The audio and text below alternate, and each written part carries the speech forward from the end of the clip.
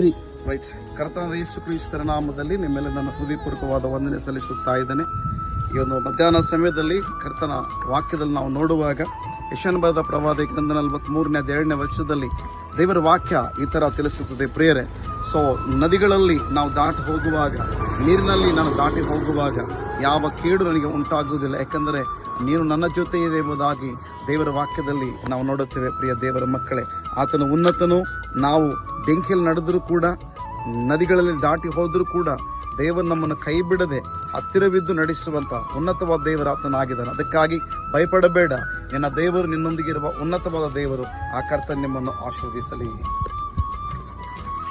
పరిశుద్ధుడు మహోన్నతుడు మహాగణుడైన మన ప్రభు యేసుక్రీస్తు పరిశుద్ధ నామములో మీ అందరికీ నా హృదయపూర్వక వందనాలు తెలియపరుస్తున్నాము.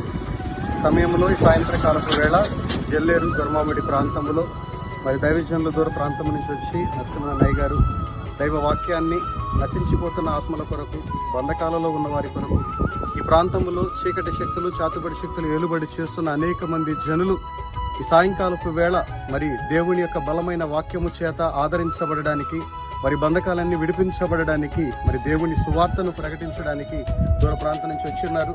మరి పరిచర్లో మేమందరము పాలిభాగస్తులమై ఈ సమయంలో మా ఎదుట ఈ చిత్రీకరణ చేస్తున్న సహోదరుడు అవ్వచ్చు, ఎదుట ఉన్న సహోదరులు అవ్వచ్చు, మేమందరం కూడా ఈ ప్రయాస దూర ప్రాంతంలో వచ్చింది కేవలము నిస్వార్థమైన దేవుని పరిచర్య, దేవుని రాజ్య స్థాపన కొరకే. కాబట్టి ఈ పరిచర్లో మీరందరూ పాలు పొంది ప్రభువైన యేసుక్రీస్తు నామమున మీరందరూ కూడా ఆయన నమ్మి రక్షణ బాప్తిజం పొందవలసిందిగా క్రీస్తు పరిశుద్ధ నామములో కోరుతున్నాము. దేవుని నామానికి మహిమ కలుగును గాక.